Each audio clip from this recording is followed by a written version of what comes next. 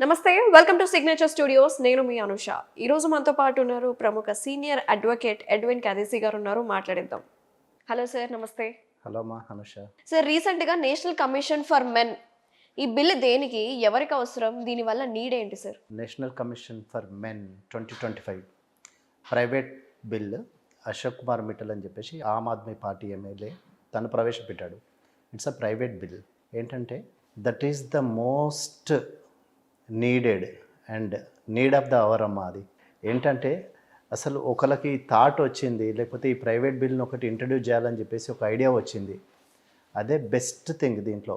ఏంటంటే అది రేపు బిల్ థాట్ రావడమే బెస్ట్ థింగ్ అంటారు. థాట్ రావటమే బెస్ట్ థింగ్. ఒక రాజకీయ పార్టీకి సంబంధించిన ఒక ఎమ్మెల్యే దాని గురించి ఆలోచించేసి దాని మీద డీప్ స్టడీ చేసేసి, ఒక విమెన్ ఒక్కటే కాదు, మెన్ కూడా సఫర్ అవుతున్నారు.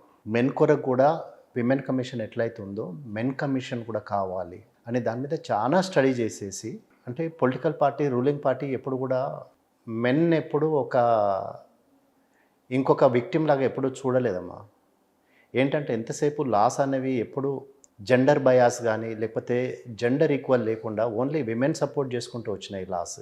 ఇప్పటి వరకు ఉన్న లాస్ అన్నీ కూడా మీరు ఎప్పుడైనా చూడండి, ఏదైనా పోలీస్ స్టేషన్లో ఒక మహిళ వెళ్ళి పోలీస్ స్టేషన్లో కంప్లైంట్ చేస్తే వితౌట్ సెకండ్ థాట్, వితౌట్ ఆమె గురించి ఏం అడగకుండా, క్రెడెన్షియల్స్ అడగకుండా, ఏం అడగకుండా ఒక కేసు బుక్ చేస్తారు.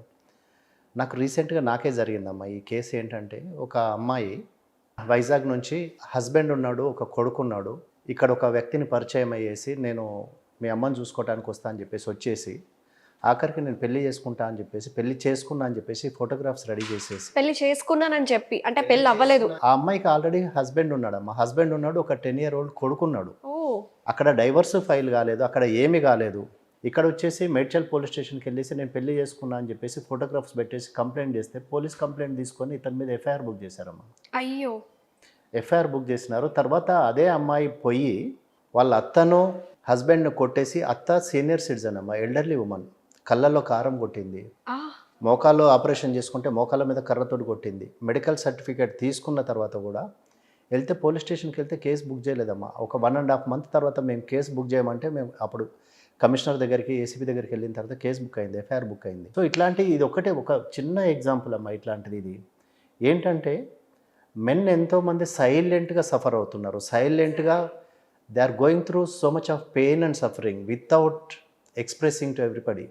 ఏంటంటే ఒక మేల్ ఈగో ఒకటి అడ్డం వస్తుంది ఏడవటానికి, లేకపోతే ఎవరికైనా చెప్పుకోవటానికి. పేరెంట్స్ కూడా అలానే పెంచుతూ ఉంటారు కదా సార్, చిన్నప్పటి నుంచి అబ్బాయి నువ్వు ఏడవద్దు. ఒక మేల్ స్టిగ్మా ఇచ్చేసేసి మగవాడు ఏడిస్తే చులకనగా చూస్తారు, లేకపోతే నువ్వేమన్నా ఆడపిల్లవారని చెప్పేసి, అంటే చిన్నప్పటి నుంచి ఒక స్టిగ్మా ఒకటి అంటించినారమ్మా దీంట్లో. అంటించినారు కాబట్టి ఏంటంటే చెప్పుకోలేరు, భరించలేరు, బాధపడలేరు, కానీ ఏం చేయాలో కూడా తెలియదు. సో ఇప్పుడు బెస్ట్ ఎగ్జాంపుల్ మీరు చూడండి అమ్మా, అతుల్ సుభాష్ చచ్చిపోయినాడు హెరాస్మెంట్లో. 1 year అయిపోయింది. ఏమైంది? 1 year నుంచి ఆ డేట్, నెక్స్ట్ డేట్, మొన్న డేట్ ఉన్న నవంబర్లో డేట్ ఉన్న కేసు మళ్ళీ నెక్స్ట్ నవంబర్కు పోస్ట్ అయిందమ్మా అనుష, ఎక్కడ బెంగళూరు కోర్టులో. ఆయన చచ్చిపోయి నాకు న్యాయం జరగదని చెప్పేసి ఆయన నాకు ఇంకా న్యాయ వ్యవస్థ మీద నాకు నమ్మకం పోయింది, న్యాయం నాకు జరగదు, నేను ఇట్లా ఉంటే ఈ సిస్టంలో మొత్తం నేను ఇట్లనే స్ట్రగుల్ చేసుకుంటూ పోవాలి, నేను సంపాదించిందంతా వాళ్ళకి కట్టాలి. 1 నెలలో 4 సార్లు పోస్ట్ చేసినారమ్మ కేసు, వాంటెడ్లీ కావాలని చెప్పేసి. కానీ అక్కడ జరిగింది ఏంటి? ఆ జడ్జి ఎవరైతే ఇతన్ని అవహేళన చేసిందో, ఇన్సల్ట్ చేసిందో ఆ జడ్జికి ప్రమోషన్ ఇచ్చినారు. ఆయన వైఫ్ జాబ్ అట్లనే ఉంది. కానీ ఎవరు చచ్చిపోయినారు? అతుల్ సుభాష్ చచ్చిపోయినాడు. Still justice is due for Atul Subhash అని చెప్పేసి అన్నారు. It's been around 1 year. 1 year దాటింది. ఇప్పుడు ఆయన ఏమంటాడు? నాకు ఈ వ్యవస్థ మీద నాకు నమ్మకం లేదు కాబట్టి నా బుక్కలు కానీ లేకపోతే నా అస్థికాలు కానీ తినేసి తీసి గట్టర్లో పడేయండి అని అన్నాడు. సో అట్లాంటి వాళ్ళు, అట్లా చెప్పుకోకుండా సఫర్ అయిన వాళ్ళు, సైలెంట్ సఫరింగ్ వాళ్ళు, ఫేస్ చేసే వాళ్ళు ఎంతోమంది ఉన్నారు. అతుల్ సుభాష్ లాంటి వాళ్ళు ఎంతో మంది ఉన్నారు. అతను ఒకటి ఏంటంటే లైట్లోకి, డే లైట్లోకి వచ్చిన ఒక కేసు అది ఒకటే, కానీ అట్లాంటి వాళ్ళు సఫర్ అయ్యే వాళ్ళు ఎంతోమంది ఉన్నారు. Many organizations are fighting for the right cause అమ్మా. ఏంటంటే మెన్ కమిషన్ కావాలి, లేకపోతే we are raising our concerns for the men rights అని చెప్పేసి so many organizations are fighting across the country. So దాంట్లో ఇది ఒకటి. అక్రాస్ ద కంట్రీ జరిగే మూమెంట్స్లో ఏంటంటే this is the best initiative now. ఇది రాజ్యసభలో ఇనిషియేట్ చేసినారు, దాన్ని ప్రవేశపెట్టినారు బిల్ని. సో అది బిల్ అవుతుందా కాదని కాదు, కనీసం ఒక స్టెప్ పడిందమ్మా. ఫస్ట్ స్టెప్ పడింది, అట్లీస్ట్ ఒక స్టెప్ పడింది ఇనిషియల్ స్టేజ్లో. ఏంటంటే there are so many things are involved in to it. Men రైట్స్ని ప్రొటెక్ట్ ఒక్కటే చేయటం కాదు, ఫాస్ట్ ట్రాక్ కోర్ట్స్ కావాలంటున్నారు. లేకపోతే ఇప్పుడు ఏదైతే ఫాల్స్ కేసెస్ పెట్టినారో ఫాల్స్ కేసెస్ ఎవరైతే కేసెస్ ఇనిషియేట్ చేసినారో అత్తమామలు కానీ లేకపోతే వైఫ్ కానీ వాళ్ళకి అగేన్స్ట్ కూడా చట్టం రావాలి, వాళ్ళకి అగేన్స్ట్ కూడా వాళ్ళకు కూడా పీనల్ వాళ్ళను పనిష్ చేయాలి, లేకపోతే వాళ్ళకు ఇదే ఇవ్వాలి, పెనాల్టీ వేయాలి అని చెప్పేసి డిమాండ్ చేస్తూ ఉన్నారు. సో అది డెఫినెట్గా అది లా కావాలనే నా విషయం. నేను definitely I wish for that. ఎందుకంటే దెర్ ఆర్ మెనీ మెన్. ఇప్పుడు నేను ఒకటి మల్కాజ్గిరి కోర్టులో వేసినాను అనుష, ఏంటంటే అమ్మాయి భర్తతో వండుకుంటూ ఒక 3-4 బాయ్ ఫ్రెండ్స్ని మెయింటైన్ చేస్తూ ఒకరోజు చూస్తే ఢిల్లీలో ఉంది, హస్బెండ్ ఉన్నాడు ఇక్కడ, ఒకరోజు చూస్తే ఢిల్లీలో దొరికింది, ఒకరోజు చూస్తే పంజాబ్లో ఉంది, ఒకరోజు చూస్తే గోవాలో ఉంది, ఒకరోజు చూస్తే చండీగఢ్లో ఉంది. ఎంతమందితో వెళ్ళింది సార్? ఎంతమందితో వెళ్ళిందో తెలియదు. తర్వాత ఏమంటది, ఇవన్నీ చూసేసి నేను డైవర్స్ వేసిన. ఈ అమ్మాయి కేసు కంటెస్ట్ చేయలేదు, డైవర్స్ వచ్చింది. అత్త సీనియర్ సిటిజన్, మామ సీనియర్ సిటిజన్, ఆడపడుచు చిన్న కూతురుద్దమ్మ. ఏ రోజు కూడా వాళ్ళతోటి వాళ్ళ ఇంట్లో ఉన్నది లేదు, వాళ్ళ మీద వాళ్ళని చూసుకుంది లేదు, వాళ్ళతో కలిసి ఉన్నది లేదు. ఉండకుండా వీళ్ళందరి మీద 498 వేసింది. 498 వేస్తే వీళ్ళు జగిత్యాల పోలీస్ స్టేషన్కి వెళ్తే పోలీస్ స్టేషన్ దగ్గర వీళ్ళని కారులో వేసేసి కాలబెట్టాలని చెప్పేసి చూశారు. వీళ్ళకి ఏంటంటే ఒక ప్రాపర్టీ ఉంది ఊర్లో, వీళ్ళందరూ ఇదే కారులో తగలబడి చచ్చిపోతే ప్రాపర్టీ మొత్తం మాకు వస్తుంది అని చెప్పేసి. అది కాక ఇప్పుడు మళ్ళీ ఏం చేసింది, మళ్ళీ వచ్చేసి డొమెస్టిక్ వైలెన్స్ వేసింది. ఈ పిల్లోడికి ఫార్చునేట్గా డైవర్స్ వచ్చేసింది. డైవర్స్ వచ్చిన తర్వాత కూడా నేను ఒక ప్రైవేట్ కేసు రిఫర్ చేసినాను. ఈ అబ్బాయికి లైఫ్ థ్రెట్ ఉంది, సీరియస్ లైఫ్ థ్రెట్ ఉందంటే పోలీసు వాళ్ళు అంటారు మాకు సంబంధం లేదు, మీరు కోర్టులో వేసుకోండి అన్నారు. కోర్టులో నేను వేసేసి 1.5 year అయిందమ్మా, ఈ రోజు వరకు కూడా కేసు రిఫర్ కాలేదు. మల్కాజ్గిరి కోర్టులో ఈ రోజు కూడా పెండింగ్ ఉంది. అది కేసు 2024కి పోస్ట్ అయ్యి ఉంది, ఎల్లుండి December 24కి పోస్ట్ అయ్యి ఉంది. ఏంటంటే జడ్జెస్ కూడా ఏంటంటే అమ్మాయిల కేసు, అమ్మాయి మీద కేసు వచ్చిందా క్వైట్ కూర్చుంటాం, ఓకే, అదే అబ్బాయి మీద కేసా మేము వేసేస్తాం. ఢిల్లీ కోర్టులో 2 జడ్జెస్ ఒక అమ్మాయి కేసును డ్రాగ్ చేయకుండా తొందరగా వాళ్ళు కేసు డిసైడ్ చేసేసి జడ్జిమెంట్ ఇచ్చేసి అబ్బాయిలకు డైవర్స్ ఇచ్చేసినారు అమ్మాయిలకు అగేన్స్ట్గా అని చెప్పేసి ఆ 2 జడ్జెస్ని తీసేసి ట్రైనింగ్కి పంపించారమ్మ మళ్ళీ సెన్సిటైజేషన్కి. మీరు అట్లెట్లా ఇది చేస్తారు, మీరు ఎంత తొందరగా మీరు ఎట్లా కేసు డిసైడ్ చేస్తారని చెప్పేసి. ఇప్పుడు సికింద్రాబాద్ కోర్టులో కూడా నేను నడుస్తున్నాయి మా కేసెస్, డేట్ల మీద డేట్లు, డేట్ల మీద డేట్లు, డేట్ల మీద డేట్లు. ఏంటంటే అమ్మాయి సైడ్ నుంచి కోర్టుకు రారు, అమ్మాయి రాదు, అమ్మాయి వాళ్ళ అడ్వకేట్ రాడు. జడ్జ్ ఏమంటది, నేను ఆఖరికి నేను గొడవ పెట్టుకుంటే బెంచ్ మీద నేను చాలా స్ట్రాంగ్ ఆర్గ్యూ చేస్తే వాళ్ళకు ఫైన్ వేస్తూ ఉంది కోర్టు. ఏంటంటే డిసైడ్ కావట్లేదు మ్యాటర్స్. ఇప్పుడు ఈ అమ్మాయిలు వాళ్ళ లైఫ్ వాళ్ళు బతుకుతున్నారు, కానీ అట్ ద సేమ్ టైం ఇప్పుడు వీళ్ళకి ఏదైతే రైట్స్ ఉన్నాయో అబ్బాయిలకు కూడా అదే రైట్స్ ఉన్నాయని చెప్పేసి ఎందుకు రియలైజ్ కావట్లేదు. ఈవెన్ అడ్వకేట్స్ కూడా ఎందుకు డ్రాగ్ చేయాలి, మ్యాటర్ ఎందుకు డ్రాగ్ చేయాలి, వాళ్ళిద్దరు ఉండను లేకపోతే మాకు కలిసి ఉండటం ఇష్టం లేదని చెప్పేసి వేసుకున్నప్పుడు వాళ్ళకి సెటిల్ చేస్తే అయిపోతుంది కదా. ఈ మధ్యనే సుప్రీంకోర్టు గైడ్ లైన్స్ ఒకటి వచ్చిందమ్మా, ఏంటంటే 1 year టైం కూడా వేస్ట్ చేయాల్సిన అవసరం లేదు మ్యూచువల్ కన్సెంట్కి. ఈవెన్ ఒకవేళ if the parties are not interested to live together, పిల్లలు లేనప్పుడు డిసైడ్ చేసేసి ఇచ్చేసండి డైవర్స్ అని అంటున్నారు. సో అంటే లా ఇంకా ఫ్లెక్సిబుల్గా కావాలమ్మా. That is also included in this men కమిషన్లో ఉందమ్మా, అది కూడా వచ్చింది. ఏంటంటే 2025 నుంచి 2030 వరకు సమ్ 3600 crores వాళ్ళు దీని బడ్జెట్ కూడా అలొకేట్ చేసుకున్నారు.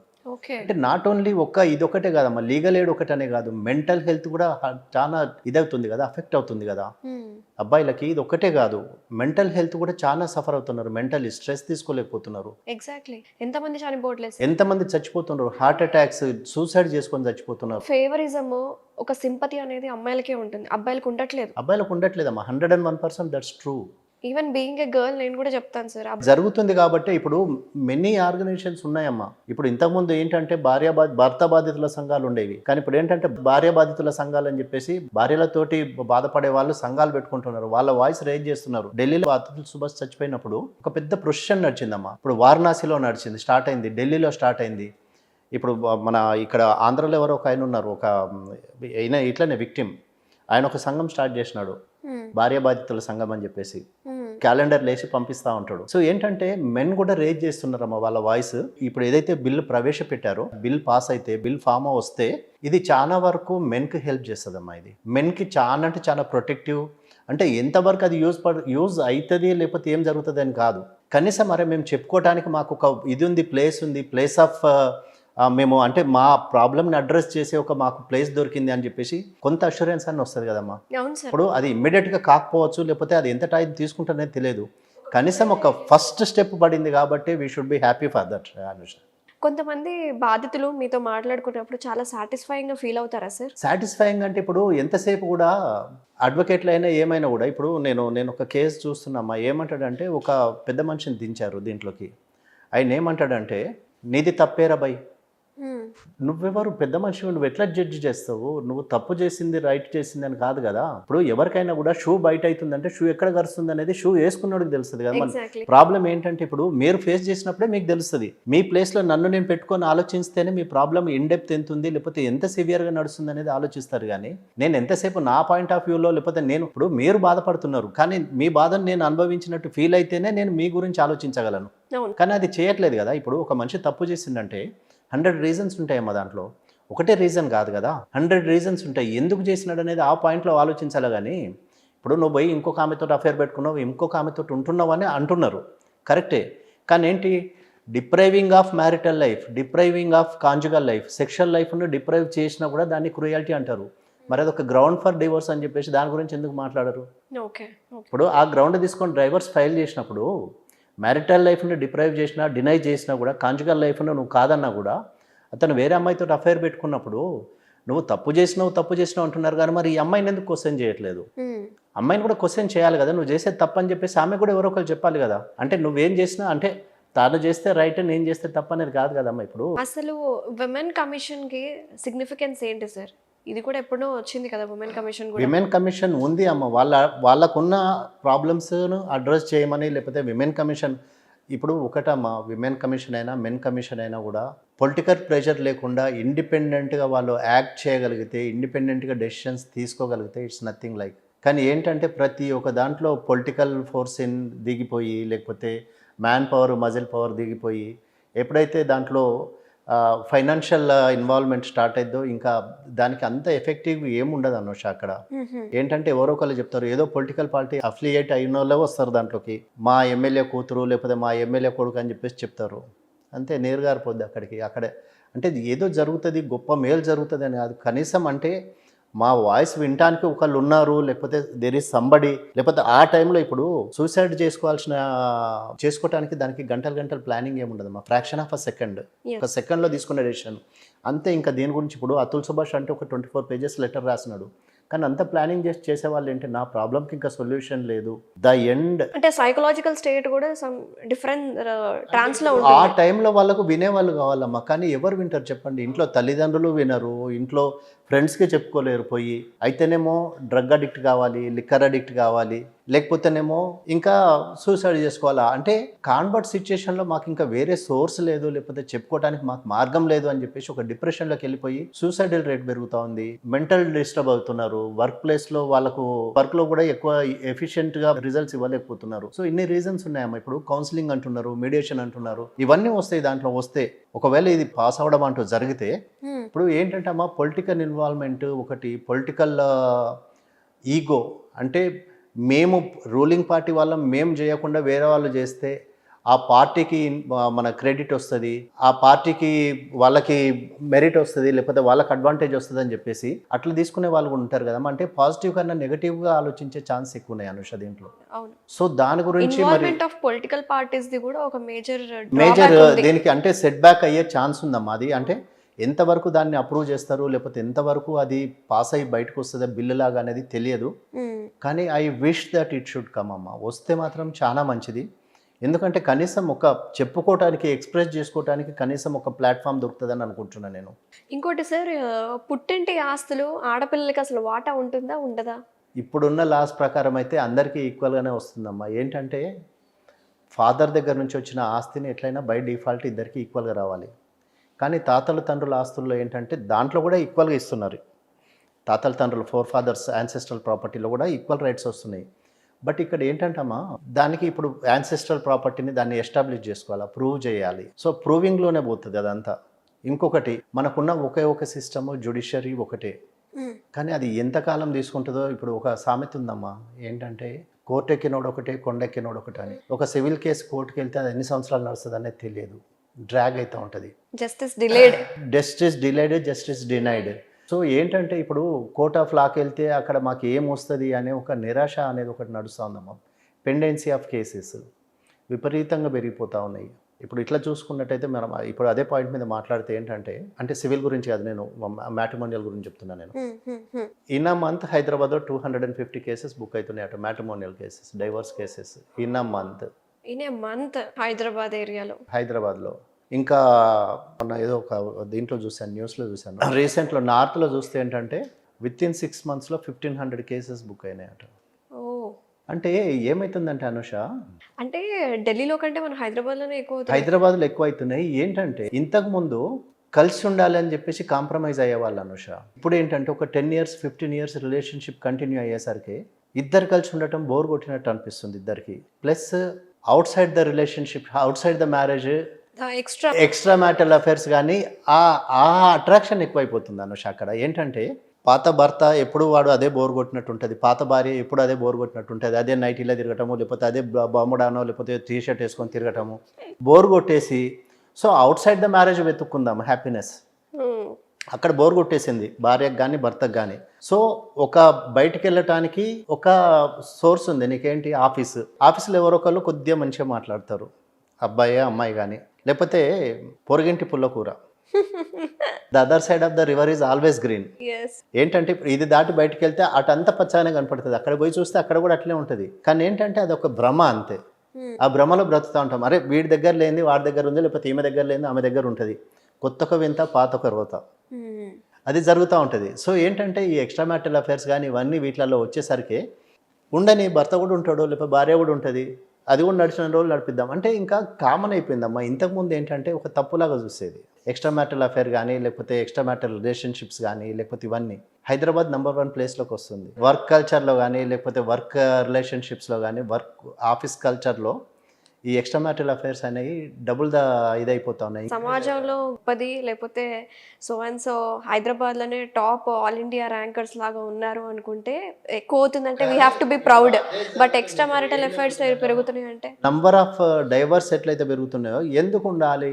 నేను ఒకటి ఫైనాన్షియల్ ఇండిపెండెన్స్ ఉండాలి, అమ్మాయికైనా ఉండాలి, అబ్బాయికైనా ఉండాలి. కానీ ఏంటంటే ఒకటి ఇన్స్టిట్యూషన్ ఆఫ్ మ్యారేజ్ ఈజ్ అది, దాన్ని ఎవరు దాన్ని రిప్లై చేయలేరు, దాన్ని ఏమి చేయలేరు. కానీ ఏంటంటే ఇన్స్టిట్యూషన్ ఆఫ్ మ్యారేజ్కి ఉన్నటువంటి శాంక్టిటీ పోతా ఉంది ఇప్పుడు ఉన్నటువంటి ఇప్పటి జనరేషన్లో. జెన్యూనిటీ అంటే ఎట్లా తయారైనారంటే, అవును ఆమె చేస్తే తప్పులేదు నేను చేస్తే తప్పేంటి, లేకపోతే ఆయన చేస్తే తప్పులేదు నేను చేస్తే తప్పేంటి, అక్కడికి వచ్చేసింది థింకింగ్, బాయ్స్ది కానీ గర్ల్స్ది కానీ. సో అట్లాంటప్పుడు ఏంటంటే నీకు ఎప్పుడైతే ఆ కమిటెడ్ రిలేషన్షిప్లో నేను ఉండను, లేకపోతే కమిటెడ్ రిలేషన్షిప్ నాకు అవసరం లేదనుకుంటావో, ఇంకా ఇది ఒక విపరీతమైన ధోరణి అమ్మ. ఇది నెక్స్ట్ లెవెల్కి వెళ్ళిపోతా ఉంది. ఇప్పుడు మీరు ఇంతకుముందు అడుగుతున్నారు కదా ఈక్వల్ రైట్స్ ఉన్నాయి, కానీ ఇట్ ఆల్ డిపెండ్స్. ఇప్పుడు మెన్కి విమెన్కి మీరు ఇంతకుముందు మాట్లాడిన టాపిక్ గురించి మాట్లాడుతున్నానే మళ్ళీ, దే హ్యావ్ ఈక్వల్ రైట్స్. కానీ ఏంటంటే ఇట్ ఆల్ డిపెండ్స్ ఆన్ ఆ property, nature of the property ఎట్లుంది. లేకపోతే అదే ఇప్పుడు ఫాదర్ది సెల్ఫ్ అక్వైర్డ్ ప్రాపర్టీ అయితే బై డిఫాల్ట్ డాటర్కి ఉందమ్మా రైట్. కానీ అదే యాన్సెస్ట్రల్ ప్రాపర్టీ అనుకోండి, మళ్ళీ దాంట్లో ఏంటి యాన్సెస్ట్రల్ ప్రాపర్టీలో ఎన్నో స్టేజ్లు ఉన్నాం మనము, ఫ్యామిలీ ట్రీ చేసుకుంటే అవన్నీ బయటకు వస్తాయి. దాంట్లో మళ్ళీ ఎక్స్ట్రా మ్యారిటల్ అఫైర్స్ ఉంటే వైఫ్కి ఏం రాదు, కానీ పిల్లలకు వస్తుంది మళ్ళీ. సో ఇదంతా ఇట్స్ అ వ్యాస్ట్ సబ్జెక్ట్ అమ్మా. ఇది ఇప్పుడు అంటే మనం ఒక 5-10 నిమిషాలలో డిస్కస్ చేసే సబ్జెక్ట్ కాదు. కొన్ని బండిల్స్ ఆఫ్ పేపర్స్ తయారైతే సివిల్ కేసు తయారు చేస్తే దాంట్లో. సో ఏంటంటే it all depends on case to case అమ్మా. ఒక కేసుకి ఇంకో కేసుకి ఎప్పుడు సిమిలారిటీ ఉండదు. So no 2 cases are the same and no 2 cases will have the same grounds. So each case is different and each grounds are different. So we have to prepare the file or we have to work on the case depending on the content of the case. But ఆడపిల్లలకి కొంతమందికి బాధ ఉంటుంది, మా తల్లిదండ్రుల ఆస్తి ancestors ఆస్తి, but it is equal అని చెప్తున్నారు మీరు. ఈక్వల్ అని చెప్తాను. అయితే ఏంటంటే అమ్మా, ఇప్పుడు తల్లిదండ్రులు అందరినీ ఈక్వల్గా చూడరు, లేకపోతే అందరినీ ఈక్వల్గా కన్సిడర్ చేయరు. లేకపోతే ఎవరొకళ్ళు దాంట్లో మ్యానిపులేటివ్ ఉంటారు. అవుట్ ఆఫ్ 4 children ఉన్నారనుకోండి, ఒకళ్ళు మ్యానిపులేటివ్ ఉంటారు, ఒకళ్ళు స్మార్ట్ ఉంటారు. ఏం చేస్తారు, తల్లిదండ్రులతో ఎక్కువ క్లోజ్ ఉండేసి చిన్నప్పటి నుంచే ప్లానింగ్ ఉంటుంది అదంతా. సో తల్లిదండ్రుల దగ్గర పెట్టుకొని వీళ్ళు రాయం చేసుకుంటారు, ఈ ఆస్తి మొత్తం నా 3వ కూతురికి చెందుతుంది, లేకపోతే నా 3వ కొడుకు చెందుతుంది అని చెప్పేసి ఒక విల్లు రాయం చేస్తారు, విల్లు రిజిస్టర్ చేయించేసుకుంటారు. ఆ విల్లు తప్పు, లేకపోతే ఈ విల్లులో మేము కూడా ఈక్వల్ రైట్ ఉంది, లేకపోతే మేము కూడా అందరం ఉన్నాము, వీళ్ళు బై ఫోర్స్ రాయించుకున్నారని నువ్వు దాన్ని ప్రూవ్ చేయడానికి it takes a long time Anusha. మీరు అంత ఈజీ కాదు, ఇప్పుడు మనం మాట్లాడుకున్నంత ఈజీ కాదు దాన్ని ప్రూవ్ చేయడానికి. అదర్ సైడ్ అడ్వకేట్ ఎవరన్నా కొద్దిగా స్మార్ట్ అడ్వకేట్ ఉన్నాడు అనుకోండి, ఇది ఇట్లా కాదు ఇట్లా అని చెప్పేసి ఒక టేస్ట్ వేస్తాడు, ఒక ఐఏఎస్ ఇడిచిపెట్టేస్తాడు. That will take a long time. So ఏంటంటే అల్టిమేట్గా at the end of the day ఏంటంటే ఇప్పుడున్న అన్సర్టన్ లైఫ్లో, అన్సర్టన్ లివింగ్ స్టాండర్డ్స్లో, లైఫ్ స్టైల్లో ఎవరు ఎప్పటి వరకు ఉంటారు, ఎవరు ఎప్పటి వరకు లాంగ్ లాస్టింగ్ అనేది ఎవరికి గ్యారంటీ లేదమ్మా. సో అది ఎంతకాలం ప్రొలాంగ్ అవుతుంది, ఎంతకాలం నడుస్తుంది అనేది nobody can predict it. So అది ప్రాబ్లం. ఒకటి కోర్ట్ ఆఫ్ లాకి వెళ్ళక ముందు 10 సార్లు ఆలోచించుకోవాలి. కోర్ట్ ఆఫ్ లాకి వెళ్ళక ముందు అంటే నేను ప్రిపేర్ అయ్యి ఉన్నా, నా దగ్గర అంత టైం ఉంది, నేను దాన్ని ప్రొలాంగ్ అయినా కూడా నేను ఫేస్ చేయడానికి నా దగ్గర టైం ఉంది, నాకు అంత పేషెన్స్ ఉంది అంటే you can always go to the court of law. Okay, I want to ask you about digital arrest sir. చాలామంది ఎడ్యుకేటెడ్ పీపుల్ వాళ్ళే ఈ డిజిటల్ అరెస్ట్లో పడుతున్నారు. కోట్లు కోట్లు లక్షలు పోగొట్టుకుంటున్నారు సార్. అత్యాశ మా అనుష ఏంటంటే ఇప్పుడు వర్క్ ఫ్రమ్ హోమ్ అంటున్నారు, లేకపోతే ఇప్పుడు నాకు తెలిసిన ఒక క్లయింట్ ఏంటంటే డిజిటల్ అరెస్ట్లో డిజిటల్ అరెస్ట్, డిజిటల్ ఫ్రాడ్ ఇవన్నీ అంటే ఇగ్నోరెన్స్ అని కూడా కాదమ్మా. ఒక విధంగా చూస్తే నాకు అత్యాశ కూడా అనిపిస్తుంది. నాకు నువ్వు ఇది క్లిక్ చేస్తే నీకు ఇంత డబ్బులు వస్తాయి, లేకపోతే అక్కడ ఫారెన్లో ఎవరి దగ్గర ఇంత ఉంది, వాళ్ళు ఆ డబ్బులు నీకు పంపిస్తారు, ఓన్లీ ఇన్కమ్ ట్యాక్స్ కడితే చాలు, ఓన్లీ ఇది కడితే చాలు అని చెప్పేసి అట్లా వచ్చిన వాళ్ళు నా దగ్గర చాలా మంది ఉన్నారు. ప్లస్ ఇంకోటి ఏంటంటే అనుష, అవతల వాళ్ళు అదే విధంగా మనల్ని థ్రెటన్ చేస్తారు. అది డిఫరెన్షియేట్ చేయకపోవడం అనేది మన తప్పమ్మా. నాకు తెలిసి ఒక డాక్టర్ ఒక కాల్ వచ్చింది, కాల్ రాగానే కాల్ ఎత్తినాడు, కాల్ ఎత్తగానే ఆ అవతల సైడ్ అమ్మాయి న్యూడ్ అయిపోయింది. The moment you take the call, okay, ఆ అమ్మాయి న్యూడ్ అయిపోయింది. న్యూడ్ అయిపోగానే వీడియో కాల్, ఈయన ఫోటో పిక్ చేసేసినారు ఇమీడియట్గా. పిక్ చేసేసి he's a government doctor, very respectable పొజిషన్లో ఉన్నాడు ఆయన. Oh my god, he was above 55 years old I think ఆ టైంలో. ఇమ్మీడియట్గా అప్పటికే ఆయన ఫోటో పంపించేసినారు ఈయనకి. నువ్వు న్యూడ్ వీడియో పంపమని చెప్పేసి బెదిరించినావు అని చెప్పగానే అప్పటికే ఆల్రెడీ కొట్టేశారు, ఒక సర్టన్ అమౌంట్ పోయింది ఆయనకి. ఇమ్మీడియట్గా హీ అప్రోచ్ ద పోలీస్. ఇమ్మీడియట్గా మాకు ఫోన్ చేసినారు, సార్ ఇట్లా అయిందంటే ఇమ్మీడియట్గా you go to the nearest police, go and complaint, this is what is happened అని చెప్పేసి. సో పోలీస్ స్టేషన్ కంప్లైంట్ చేసిన తర్వాత very next moment call cut అయిపోయింది అక్కడికి. అప్పటికే ఈయన దగ్గర నుంచి 1,50,000 వెళ్ళిపోయినాయి. సో ఇట్లాంటివన్నీ ఇవి ఇప్పుడు దట్ మైట్ బి ఏఐ కూడా అవ్వచ్చు కదా, ఏదన్నా కావచ్చమ్మా అక్కడ. కానీ ఇక్కడ ఏంటంటే first ignorance of law has no excuse Anusha. నాకు తెలియదు నేను చేసిన అనేది తప్పు. ఫస్ట్ ఆఫ్ ఆల్ ఎప్పుడైనా కూడా ఒక పోలీస్ ఆఫీసర్ ఎవరో చెప్తా ఉన్నారు, ఎప్పుడైనా కూడా మీకు అన్నోన్ నంబర్ నుంచి అన్నోన్ వీడియో కాల్ వస్తే ఎప్పుడైనా కూడా కెమెరా బ్లాక్ చేయండి. మీరు కాల్ ఎత్తొద్దు. First of all in the first instance don't take the call. Second ఇన్స్టెన్స్లో ఒకవేళ మీరు కాల్ ఎత్తవలసి వస్తే మీ కెమెరా బ్లాక్ చేసేసి మాట్లాడండి మీరు, so that they can't see you. ఇప్పుడు ప్రూవ్ చేయడం అనేది అంత ఈజీ కాదమ్మా. కానీ ఏంటంటే భయపడుతున్నారు జనాలు, ఏంటంటే బయటకు వచ్చి చెప్పడానికి భయపడుతున్నారు. ఇట్లా ప్లాన్డ్గా చేసే వాళ్ళు ఎంతమంది? ప్లాన్డ్ కాదమ్మా, వీళ్ళు ఏంటంటే ర్యాండమ్గా చేస్తూ ఉంటారు అనుష. కాల్స్ ఏంటనేది అంటే మీ సోషల్ మీడియాని చెక్ చేస్తారు ఫస్ట్. మీ సోషల్ మీడియా యాక్టివిటీస్ మీరు ఏం చేస్తున్నారు, మీరు ఏం సర్చ్ చేస్తున్నారు అనేది మనం ఫోన్ ఓపెన్ చేసినామంటే 100 ఐస్ మనల్ని వాచ్ చేస్తూ ఉంటాయి. 100 ఐస్ మనల్ని, మనం చేసే ప్రతి ఒక్క మూమెంట్ మీ ఫోనే మనల్ని అబ్జర్వ్ చేస్తూ ఉంటుంది. బయట చూస్తే చూడండి, మనం ఏదైనా సర్చ్ చేస్తున్నాం అనుకోండి ఫర్ ఎగ్జాంపుల్, నెక్స్ట్ అవే వస్తూ ఉంటాయి మీకు కంటిన్యూగా. మీకు అదే వస్తూ ఉంటుంది. మీరు ఫుట్బాల్ గురించి వెతికితే ఫుట్బాలే వస్తుంది. ఒక ఫ్లిప్కార్ట్లో ఒకటి ఆర్డర్ పెట్టుకుందాము, 10 సైట్ల నుంచి అదే వస్తూ ఉంటుంది. సేమ్ మీరు ఏదైతే ప్రోడక్ట్ వెతుకుతున్నారో అదే ప్రోడక్ట్ ఇంకా ఆల్టర్నేటివ్ ప్రోడక్ట్ ఉంది, ఆల్టర్నేటివ్ ఇది ఉంది అని చెప్పేసి మీకు 100 ఇన్పుట్స్ వస్తూ ఉంటాయి మీ ఫోన్లకి. సో ఏంటంటే యు ఆర్ బీయింగ్ వాచ్డ్ అమ్మా. మీ క్రోమ్ హిస్టరీని కానీ మీ జరిగే ప్రతి ఒక్కటి మీ ఫోన్ మిమ్మల్ని అబ్జర్వ్ చేస్తూ ఉంటుంది. మీరు మాట్లాడే ప్రతి ఒక్క మాటను కూడా, రీల్స్ కూడా అవే వస్తూ ఉంటాయి మనకి. మీరు ఏదైతే వెతుకుతున్నారో మీకు అవే రీల్స్ వస్తూ ఉంటాయి. అవే మీరు ఏదైతే కంటెంట్ వెతుకుతున్నారో మీ ఫోన్లో మీకు అదే వస్తూ ఉంటుంది. అంటే ఎంతమంది మిమ్మల్ని అబ్జర్వ్ చేస్తున్నారు. సో ఏంటంటే నన్ను ఎవరు చూడలేదు, లేకపోతే నన్ను ఎవరు వాచ్ చేయట్లేదు అనేది అది తప్పమ్మా. ఇంకోటి ఏంటంటే వీళ్ళు ఎవరైతే ఏది వెతుకుతున్నారో మన దాని మీదకి వెళ్ళి వాళ్ళు మనల్ని అప్రోచ్ అవుతూ ఉంటారు. ఇప్పుడు నేను ఒకసారి షేర్స్ గురించి మాట్లాడుతున్నా, నేను ఏదో షేర్స్ గురించి వెతుకుతుంటే నాకు నెక్స్ట్ షేర్స్ గురించి వస్తూ ఉన్నాయి.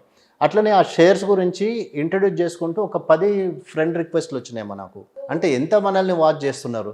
సో తప్పు అనేది మన దగ్గర ఉందమ్మా, అవతలని మనం తప్పు అంటానికి లేదు. మనము బిఫోర్ పాయింటింగ్ ఎట్ సంబడి, మనం ఒకళ్ళని పాయింట్ చేసేటప్పుడు మిగతా 4 ఫింగర్స్ మనల్ని చూపిస్తున్నాయి. సో అన్లెస్ మనము ఏదో ఇప్పుడు ఒక సీనియర్ సిటిజన్ ఎవరో 60 years 65 years ఉన్నాయి, భార్య చచ్చిపోయింది, లేకపోతే ఎవరు లేరు, ఒంటరితనంలో ఉన్నాడు, ఫోన్ సైట్స్ వెతుకుతూ ఉన్నాడు.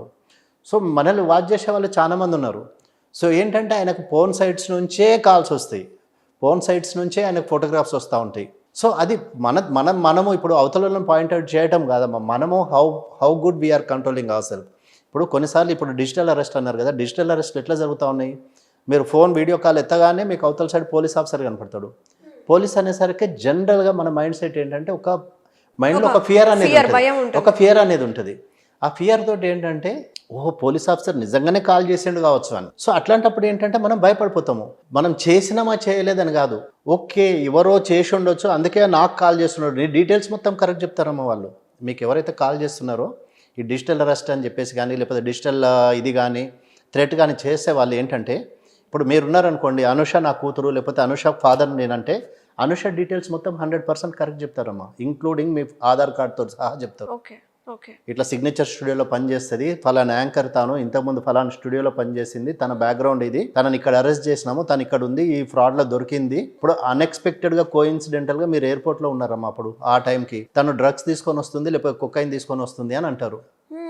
సో ఏం చేస్తారు, మీ ఫాదర్ నమ్మాల్సిందే కదా. సో నిజంగా నా కూతురు పోయే వస్తుంది, జపాన్ పోయి వస్తుంది, లేకపోతే జర్మన్ పోయి వస్తుంది, అమెరికా నుంచి వస్తుంది, నిజంగానే తీసుకొచ్చింది అంటే ఇప్పుడు ఏంటంటే దాన్ని రిలేట్ చేస్తారు, అక్కడ సిచ్యుయేషన్ క్రియేట్ చేసేసి దాన్ని రిలేట్ చేస్తారు, మీ జర్నీని ప్లస్ ఇక్కడ వీళ్ళ ఫోన్ కాల్ని మీ ఫాదర్ని ఇట్లా ట్రయాంగిల్లో పెడతారు. ఇట్లా పెట్టేసినప్పుడు ఏంటంటే మీ ఫాదర్ డెఫినెట్గా అనుకుంటాడు, ఓకే నా కూతురు వస్తుంది, వాళ్ళ she suppose to come from Germany, she suppose to come from America, so తను వస్తుంది, నిజంగానే ప్రాబ్లం అయింది కావచ్చు అని చెప్పేసి ఏం చేస్తాడు, బయటపడొద్దు, నా కూతురు పెళ్లి కావాలి, లేకపోతే ఆల్రెడీ ఎంగేజ్మెంట్ అయింది, సో ఈ డబ్బులు ఇచ్చేస్తే అయిపోతుంది కదా అని అనుకుంటారు. సో అప్పుడు ఏమైంది, డబ్బులు పోయినాయి, పరువు పోయింది, అన్నెసరీ మెంటల్ టెన్షన్ కదా. ఎగ్జాక్ట్లీ. సో ఇప్పుడు ఫస్ట్ వాళ్ళు ఫోన్ చేసినప్పుడు వాళ్ళనే మనం ఉల్టా క్వశ్చన్ చేసినాం అనుకోండి, మనం ఎప్పుడైతే మనం క్యూరియస్ అవుతామో, ఎప్పుడైతే మనం యాంగ్జైటీ తీసుకుంటామో, ఎప్పుడైతే మనము ఇంకేమైంది లేకపోతే ఇంకేం చేసింది అంటామో, మన వీక్ పాయింట్ వాళ్ళకి స్ట్రాంగ్ పాయింట్ అమ్మ, అంతే దాన్ని క్యాష్ చేసుకుంటారు. అక్కడ ఏముండదు, అక్కడ మనకు ఏంటంటే తెలుసుకోవడంలో తప్పు లేదు అనుష, తెలుసుకోవాలంతే, తెలుసుకొని మన జాగ్రత్తలో మనం ఉండటము. ఓకే.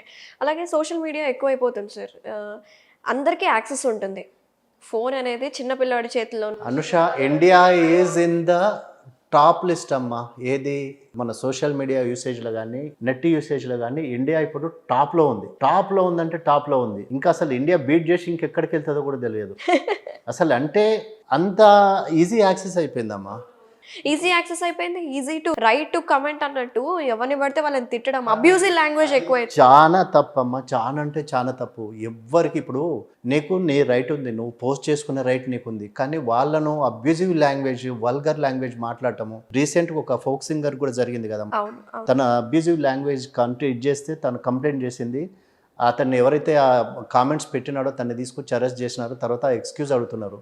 కానీ ఎస్పెషలీ చాలా మంది సెలబ్రిటీస్ కూడా అవుతుంది, సెలబ్రిటీస్ని కూడా. అంటే ఒకటి అంటే చేతిలో ఫోన్ ఉంది, చేతిలో ఇది ఉందని. ఇప్పుడు ఏం జరిగిందమ్మా, ఇప్పుడు ఫైనల్గా ఏం చూడండి, ఇప్పుడు అమెరికా ఏమంటుంది, ఎవరు H1B వీసాకి అప్లై చేసినా, H4B వీసాకి అప్లై చేసినా కూడా ఫస్ట్ నీ సోషల్ మీడియాని చెక్ చేస్తాము, సోషల్ మీడియా యాక్సెస్ ఇవ్వాలి మాకు అని చెప్పేసి అంటుంది. వీసా కండిషన్ పెట్టింది, తెలిసిందనుకుంటా మీకు, రీసెంట్గా వచ్చింది. ఏది అమెరికా ఇంపోజ్ చేస్తుంది, మంత్స్ అయింది అనుకుంటా సార్, అమెరికా ఇంపోజ్ చేస్తుంది. ఏంటంటే నీ సోషల్ మీడియా లైఫ్ ఎట్లుంది, ఫస్ట్ సోషల్ మీడియా లైఫ్ అని కాదు, అక్కడ కాదు, ఈవెన్ ఇండియాలో కూడా రావాలి అలా.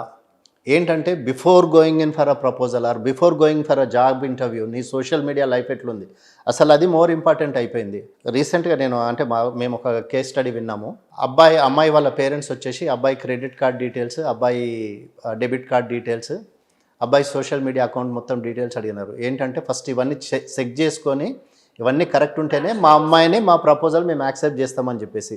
So that is going to happen Anusha. Next అంటే జరిగేది అదే. ఇంకా ఏంటంటే ఈ అబ్బాయి సోషల్ లైఫ్ ఎట్లుంది, సోషల్ మీడియా యాక్టివిటీస్ ఏంటి, ఏం సర్చ్ చేస్తున్నాడు, గూగుల్ అకౌంట్లో ఏముంది, క్రోమ్లో ఏముంది, మాకు అవన్నీ తెలిసి బ్యాంక్ బ్యాలెన్స్ ఎలా ఉంది అన్నీ ఓకే అంటేనే మా అమ్మాయి డీటెయిల్స్ మీకు ఇస్తాము, లేకపోతే ఇవ్వము. ఓకే. సో అది రావాలి అనుష. ఏంటంటే విపరీతమైన అబ్యూజివ్ కంటెంట్ వస్తుందమ్మా, which has to be addressed అమ్మా. Sir one more thing sir, అయితే రీసెంట్గా సమంత మ్యారేజ్ చేసుకున్నారు కదా సార్. సో ఫస్ట్ నాగ చైతన్యకి సమంతకి డివోర్స్ అయిన సంగతి అందరికీ తెలిసిందే. సో ఇప్పుడు ఏంటంటే సమంత మీద నెగిటివ్ ట్రోలింగ్ ఎక్కువ అయిపోతుంది sir, she played the game అని. ఎవరికి ఏం రైట్ ఉందమ్మా, అది ఆమె పర్సనల్ లైఫ్, తన పర్సనల్ లైఫ్ కదమ్మా. Even I don't have a right to talk about this. ఎవ్వరు మాట్లాడొద్దు. ఎందుకు మాట్లాడుతున్నానంటే కమెంట్స్, ఎందుకు కమెంట్ చేయాలి, ఎందుకు కమెంట్ చేయాలి, ఆమె లైఫ్ ఆమె బతుకునే రైట్ లేదా, ఆమెకు వద్దనుకుంది. మరి నాగ చైతన్య దగ్గర నుంచి 200 crores వాళ్ళు ఇస్తాను కూడా తీసుకోలేదు, మరి తీసుకోకుండా వెళ్ళిపోయింది, డైవర్స్ తీసుకుంది. మరి దాని గురించి ఎందుకు మాట్లాడారు? ఇప్పుడు అది ఆమె గ్రేట్నెస్ కాదా? అయినా choosing of a life partner అనేది ఆమె చాయిస్ అమ్మా. అది ఇప్పుడు మరి ఒకటి సమంత గారినే ఒక్కళ్ళనే కామెంట్ చేయాల్సిన అవసరం ఏముందమ్మా? అవతల ఇంకొక వ్యక్తి కూడా ఉన్నాడు కదా, ఆమె ఇంకొక మగ వ్యక్తిని పెళ్లి చేసుకుంది కదా, మరి ఆయన గురించి ఎందుకు మాట్లాడలేదు? ఆయన కూడా ఆయన వైఫ్ డైవర్స్ ఇచ్చి తీసుకున్నాడు కదా, సమంతను పెళ్లి చేసుకున్నాడు కదా. అయినా ఒకరి ప్రైవేట్ లైఫ్ గురించి మాట్లాడే రైట్ మనకు ఎందుకు ఉందమ్మా? మనం ఎందుకు మాట్లాడాలి? That is her choice. ఆమెకి ఇష్టమైంది ఆమె చేసుకుంది, ఆమె ఎవరితోటి ఉంది ఎవరితోటి లేదనేది వీళ్ళకి ఏం రైట్ ఉందమ్మా? ఎవరు ఎందుకు మాట్లాడాలి? ఆమె పర్సనల్ లైఫ్ అది, దట్స్ ప్యూర్లీ ప్రైవేట్. అది ఆమె గురించి మాట్లాడాల్సిన రైట్ ఎవరికి లేదు, ఎవరికి అట్లాంటి హక్కు లేదు అసలు. అట్లాంటిది ఫస్ట్ ఆఫ్ ఆల్ ప్రమోట్ చేయొద్దమ్మా అట్లాంటిది. అంటే ఒకటి ఏంటంటే మీడియా కూడా ఎట్లా తయారైందంటే మాకు ఎంతసేపు మాకు టీఆర్పీ పెరుగుతుంది, లేకపోతే ఈ కామెంట్ మనం ప్రమోట్ చేస్తే, లేకపోతే దీన్ని మనము ఎస్కలేట్ చేస్తే మనకి వ్యూవర్షిప్ పెరుగుతుంది కావచ్చు అని చెప్పేసి ఎంతసేపు ఆలోచిస్తున్నారు. కానీ ఒక మనిషి ప్రైవేట్ లైఫ్ గురించి మాట్లాడే రైట్ ఎవరికీ లేదమ్మా. That's purely condemnable. Sir let's talk about the issue గురించి. వీసాస్ గురించి ఇంకా క్లారిటీ రాకుండా అయిపోతుంది, దీని గురించి మీరు ఏమంటారు?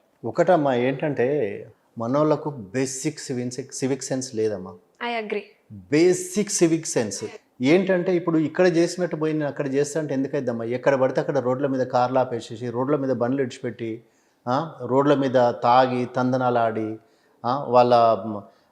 వాళ్ళకున్న లేక్స్ని పాడు చేసేసి, అంటే ఇప్పుడు ఇండియాలో ఎట్లయితే బ్రతుకుతున్నాం అనుకుంటున్నామో, ఇండియా విడిచిపెట్టిపోయినా కూడా అమెరికా పోయినా, లేకపోతే జపాన్ వెళ్ళినా, జర్మన్ వెళ్ళినా, రష్యా వెళ్ళినా కూడా మన బుద్ధి మారట్లేదు అనుష. ఏంటంటే India is the dirtiest country అనేది ఒకటి నడుస్తూ ఉంది ఇప్పుడు ట్రోలింగ్ త్రూ అవుట్ వరల్డ్లో. ఇక్కడ అన్నిటికన్నా వర్స్ట్ కంట్రీ, డర్టియెస్ట్ కంట్రీ ఏంటంటే ఇండియా అని. మనోళ్ళు అదే బుద్ధి పట్టుకొని అక్కడికి వెళ్తున్నారు. ఇక్కడ ఏదైతే చేస్తున్నారో రోడ్ల మీద చిల్లర లెక్కలు చేసి అక్కడ కూడా అదే చేస్తున్నారు. దో యూ భయ్య హమ్మర్ కొనుక్కున్నా, లేకపోతే ద బెస్ట్ కార్ కొనుక్కున్నా కూడా మన బుద్ధి అయితే మారట్లేదు అనుష. ఇప్పుడు కొన్ని కంట్రీస్లో, మన ఫారిన్ కంట్రీస్లో స్ట్రిక్ట్ పనిష్మెంట్స్ ఉన్నాయి, స్ట్రిక్ట్ పెనాల్టీస్ ఉన్నాయి.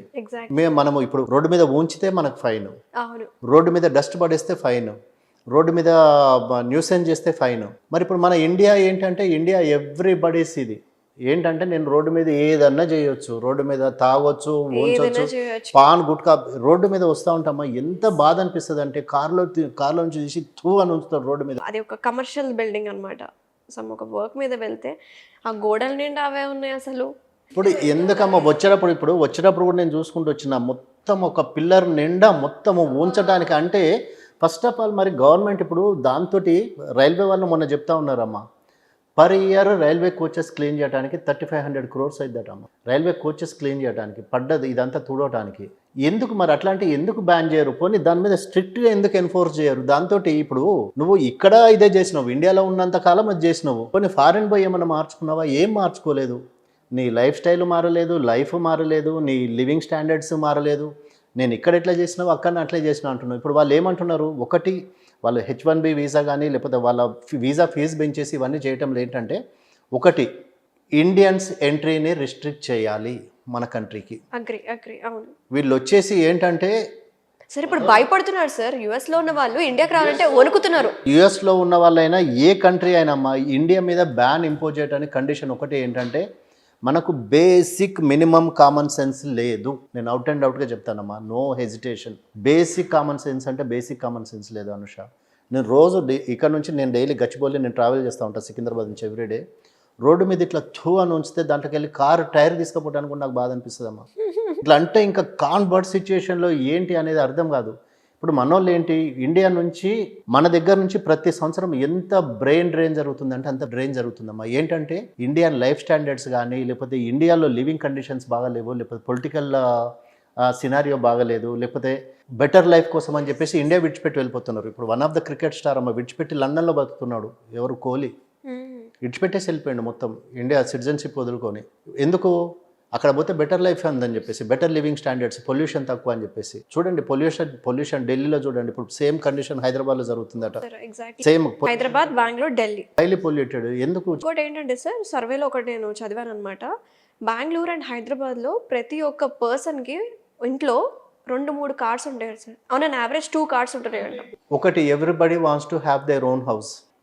ఇప్పుడు మీరు హైదరాబాద్ నుంచి ఒక 40 kilometers కొల్లూరు వెళ్ళండి, తెల్లపూర్ వెళ్ళండి. ఒక విల్లా కాస్ట్ 5 crores అమ్మ, 5 to 6 crores, 7 crores. ఒక 3 bedroom ఫ్లాట్ చూడమ్మా, ఒక 1.5 crore to 2 crores. ఎందుకు? బెటర్ లివింగ్ కండిషన్స్, లేకపోతే బెటర్ ఆప్షన్స్, పొల్యూషన్ కోసం దూరం ఉండాలా, లేకపోతే బెటర్ పీస్ఫుల్ లైఫ్ ఉండాలి అని. ఇప్పుడు నేను ఉండేది నల్లగండ్లమ్మా. నీకు నల్లగండ్లలో నీకు ఒక్క బస్సు కనపడదు అనుష. నువ్వు మెట్రో ట్రైన్ ఎక్కాలంటే కూడా ఒక 10 to 15 kilometers పోవాలా. అయితే నువ్వు ర్యాపిడో ఎక్కాలి, లేకపోతే ఏమన్నా ఎక్కాలి. ఒకవేళ నీ దగ్గర కెపాసిటీ ఉంది, ఐ కెన్ అఫోర్డ్. నేను వేరే కారు కొనుక్కుంటాను, నా కొడుకు నేను కారు కొంటాను, నా కూతురుకు నేను కారు కొంటాను, నా ఇంట్లో 3 కార్లు నేను పెట్టుకుంటాను. నాకు నేను మెయింటైన్ చేసుకునే కెపాసిటీ ఉంది. ఎందుకు? Public transport. నీకు పబ్లిక్ ట్రాన్స్పోర్ట్ కరెక్ట్ ఉంటే, ఇప్పుడు నిన్న ఏదో ఒక ఇంటర్వ్యూలో చూశానమ్మా నేను, మొత్తం ఉన్న సిటీ బస్సెస్ 440, 9640 సిటీ బస్సులు ఉన్నాయట సిటీ మొత్తం. అంటే కరెక్ట్ కండిషన్లో ఉన్నాయి. ఇంకా ఇక మన రోడ్ల మీద ఆగిపోయే బస్సులకు లెక్కలేదు. అంటే ఎక్కడ దాకా పోయి ఎక్కడ ఆగుతాయో తెలియదు, ఎప్పుడు ఆగుతాయో తెలియదు, ఎప్పుడు మూవ్ అవుతాయో తెలియదు. కొత్త బస్సులు కొనేంత కెపాసిటీ లేదు గవర్నమెంట్ దగ్గర. గవర్నమెంట్స్ ఎంతసేపు ప్రజలకు పనికొచ్చే ఇది కాదు, పబ్లిక్ని అట్రాక్ట్ చేసుకునే స్కీమ్స్ ఇంట్రడ్యూస్ చేస్తారు. Free bus. ఇప్పుడు మెన్ను బస్సు ఎక్కకుండా అయినారు. ఏంటిది, బస్సులో పోతే సీట్ దొరకదు, మొత్తం వాళ్ళే కూర్చొని ఉంటున్నారు. కొనుక్కునే వాళ్ళు కారు కొనుక్కునే కెపాసిటీ ఉన్న వాళ్ళు కొనుక్కుంటారు అనుష. ఇప్పుడు ఒకటి పొల్యూషన్ పెరుగుతుందంటే పెరుగుతుందమ్మా, ఎందుకు పెరగదు చెప్పండి. ఇప్పుడు తెల్లాపూర్లో ఉన్నోడు ఏ బస్సు ఎక్కువ వస్తాడు చెప్పు, సిటీకి రావాలి, తెల్లాపూర్లో ఉండి కొల్లూరులో ఉండి సిటీకి రావాలి, ఎట్లా వస్తారు? తమిళనాడులో ఈ ట్రాన్స్పోర్టేషన్కి జయలలిత గారు 2 రూపీస్ కదా సార్ పెట్టింది. అవును, కానీ ఇప్పుడు అంత ఎక్కడుందమ్మా. ఇప్పుడు మీరు చూడండి, పోనీ మన రోడ్స్ అంత యూస్ఫుల్ రోడ్స్ ఉన్నాయో చెప్పండి. మీరు ఎప్పుడైనా కూడా మీరు జూబ్లీ హిల్స్ చెక్ పోస్ట్ దగ్గరికి వెళ్ళి చూడండి ఉషా, ఫ్రీ లెఫ్ట్ ఉంటుంది మొత్తం కరెక్ట్. ఫస్ట్ ఒక ఆటో డ్రైవర్ ఆటో అన్న పెడతాడు, లేకపోతే ఒక ఆర్టీసీ బస్ అన్న ఉంటుందమ్మా. చూడండి, నిన్న కూడా నేను సజ్జన సార్ ట్వీట్ చేసిన నేను, sir first free left free చేయండి సార్, మొత్తం కనీసం హాఫ్ ద ట్రాఫిక్ కంజెషన్ పోతుంది సార్ అని. ఎవరు అన్ఎడ్యుకేటెడ్ ఎవరు కాదమ్మా, ఎడ్యుకేటెడే బ్లాక్ చేసేది, ఎవరు బయట వాళ్ళు కాదు, అన్ఎడ్యుకేటెడ్ కానే కాదు, డెఫినెట్లీ దే ఆర్ ఎడ్యుకేటెడ్. ఎందుకు బ్లాక్ చేస్తారు? సివిక్ సెన్స్ కాదు అది. నేను పోవాలంతే, నువ్వు బ్లాక్ చేసి కూర్చుంటున్నావు రోడ్ని, నీ వెనుక ఎంత దూరం ట్రాఫిక్ జామ్ అవుతుంది అనేది ఎవరికి తెలియదు, అవసరం కూడా లేదు. ఒక్కొక్కసారి 3 సిగ్నల్ దాటుతాయి అనుష. ఒక్కొక్కసారి ఒక సిగ్నల్ దాటడానికి 3 సార్లు సిగ్నల్ మారుతూ ఉంటుంది. 20 నిమిషాల టైం అక్కడే వేస్ట్ అవుతుంది సార్. 20-25 నిమిషాల టైం వేస్ట్ అయిద్దమ్మా. నేను ఇప్పుడు సికింద్రాబాద్ కోర్టులో నేను 10:30కి ఉండాలంటే ఇంట్లో నుంచి 8:15కి బయలుదేరుతాను అనుష. నేను though I reach court at 10 o'clock, I should be there in the court. నా క్లయింట్ ఎప్పుడు తను ఇదిగా వద్దు కదా, అరే మా అడ్వకేట్ రాలేదు, లేకపోతే నేను రాలేదని. సో ఎంత ట్రాఫిక్ ఇదవుతుంది, ఎంత బ్లాక్ చేస్తున్నారు మనకు. అందుకే అమ్మ ఇప్పుడు నేను అంటున్నా కదా, ఎందుకు రానియట్లేదు ఇండియన్స్ అంటే, 1000 pounds ఏమో చేస్తున్నారు ఫీజు, వీసా ఫీజు పెంచుతున్నారు. ఇప్పుడు ఏంటి, నీ సోషల్ మీడియా మొత్తం డాలర్స్ అంటే ఇప్పుడు ఎందుకు కామెంట్ చేయాలమ్మా? ఒకళ్ళు తన అభిప్రాయాన్ని తను ఎక్స్ప్రెస్ చేసినప్పుడు మీరు ఎందుకు వాళ్ళని ట్రోల్ చేయాలి? ఇప్పుడు ఎవరో ఒక జర్నలిస్ట్ ఉంది, ఒక మేడం మంచిగా మాట్లాడుతుంది, తనను భయంకరంగా అడ్డమైన బూతులు, మా అమ్మ నా బూతులు తిడతారు. ఎందుకు తిట్టాలి? ఏం రైట్ ఉంది నీకు? ఇప్పుడు ఇది కరెక్ట్ చేసినారమ్మా. ఏదైతే ఇప్పుడు అమెరికా ఏదైతే డెసిషన్ తీసుకుందో, ఐ డూ అప్రిషియేట్ దాన్ని.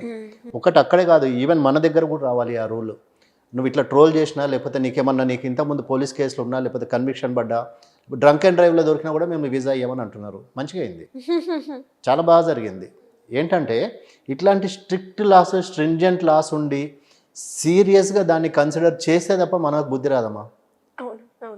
బుద్ధి అనేది మనకు చిన్నప్పటి నుంచి తల్లిదండ్రులు నేర్పించినా రాలేదు, ఎక్కడ రాలేదు. ఇప్పుడు మన ఏదో స్కూల్లో ఒక టీచర్ అంటా ఉన్నాడు, ఇటు ఇంట్లో తల్లిదండ్రులు చెప్పారు, హెడ్ మాస్టర్ అంటా ఉన్నాడు, ఇంట్లో తల్లిదండ్రులు చెప్పారు, ఇక్కడ మమ్మల్ని చెప్పనియారు సార్, ఇంకా మేము ఏం చేయాలి? వాడు ఏదో జుట్టు పెంచుకొని వచ్చిండని చెప్పేసి హెడ్ మాస్టర్ ఏదో బెదిరించాడట. ఏంట్రా ఈ హెయిర్ స్టైల్ ఏంటి నీకు, ఇది ఏంటంటే నువ్వెవడు నాకు చెప్పడానికి, నా కొడుకు నాకు ఇష్టమై నేను తీసుకెళ్ళి నేను కటింగ్ చేయించిన, నువ్వెవరు నన్ను అడగటానికి, నా కొడుకు ఇష్టము ఆయనకు కావాలా అంటే. ఇప్పుడు మనమే అమ్మ, ఇప్పుడు మన పిల్లల్ని మనమే జడగొట్టుకుంటున్నాం. మనం ఎవరిని అనడానికి రైటే లేదు మన దగ్గర. ఇప్పుడు ఏంటంటే నా బంగారం నాదే, కానీ కంసాలోడి దగ్గర పోతే కంసాలోడు ఏం చేస్తాడు, దాన్ని కర్ర పెడతాడు, దాన్ని కొడతాడు. కానీ అది కాకుండా లేదు నా బంగారం ఇట్లే ఉండాలా, నువ్వు కంసాలోని దగ్గర పోయినావు, నువ్వేం చేయొద్దంటే ఏం చేయలేడు కంసాలోడు. ఇప్పుడు అదే జరుగుతుంది. అది అంతే. ఇప్పుడు తల్లిదండ్రులు చెప్పట్లేదు, సొసైటీ చెప్పనియట్లేదు, టీచర్స్ చెప్పట్లేదు, స్కూల్లో నేర్చుకోవట్లేదు, ఇంకెవరు చెప్తారమ్మా? ఇప్పుడు యాంటీ సోషల్ ఎలిమెంట్స్ తయారవుతున్నారంటే తయారవుతారు. ఎందుకు తయారవుతారు? ఎందుకు మరి స్కూల్లో చిన్న పిల్లలు డ్రగ్స్ తీసుకుంటున్నారంటే? డ్రగ్స్ కామన్ అయిపోయింది కదా అనుష. ఇప్పుడు డ్రగ్స్ ఎక్కడ దొరకట్లేదు చెప్పండి? Drugs are everywhere. డ్రగ్స్ ఏ ఫామ్లో అయినా మీకు కావాలంటే ఎంత ప్లెంటీ అంత ప్లెంటీకి దొరుకుతూ ఉంది. ఎంత కంట్రోల్ చేసినా ఏం చేసినా కూడా that is the easiest way of making money. So వీళ్ళకి ఇప్పుడు డ్రగ్ సప్లై వస్తూ ఉంది, సిటీలోకి ఫ్లోట్ అవుతూ ఉంది, కంటెంట్ వచ్చినప్పుడు సప్లై వచ్చినప్పుడు మరి దాన్ని మార్కెట్లోకి రిలీజ్ చేయాలి కదా. సో కొత్త వాళ్ళు కావాలి, ఎప్పటికప్పుడు కొత్త వాళ్ళు కావాలి. సో ఎక్కడ పడితే అక్కడ దాన్ని సోర్స్ చూసుకుంటారు, పిల్లలే సోర్స్గా చూసుకుంటారు. అంటే ఒకటమ్మా, ఇప్పుడు ఎంత కట్టడి చేసినా ఏం చేసినా ఈజీ మనీకి అలవాటు పడిపోయినారు అనుష.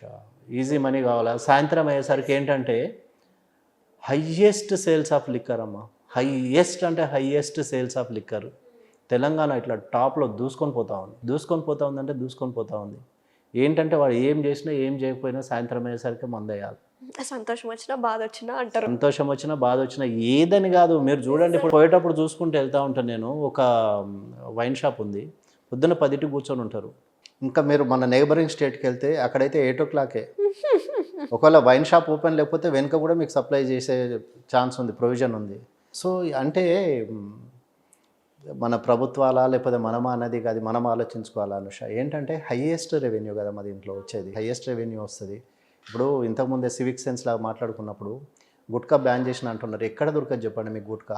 ఏ పాన్ షాప్కి వెళ్ళి అడగండి, గుట్కా కానీ తంబాకు కానీ పాన్ పరగ్ కానీ వాళ్ళు కోట్లు మింట్ అవుతున్నారు. మరి దానివల్ల ఎవరు ఆరోగ్యం చెడిపోతుందమ్మా? తంబాకు తిన్నా గుట్కా. మళ్ళీ దానికి స్పెషల్గా లగ్జరీ యాడ్స్ సార్. ఎవరు ద బెస్ట్ సినిమా యాక్టర్స్ అందరూ యాడ్స్ ఇచ్చినారమ్మా దానికి. అవును, రాజ్ కైని అని, రాజ్ పాన్ మసాలా అని, లేకపోతే పాన్ పసంద్ అని, పాన్ హోర్డింగ్స్ అసలు పెద్ద పెద్ద హోర్డింగ్స్. మరి దాంతో ఎంత బిజినెస్ అవుతుంది చెప్పండి.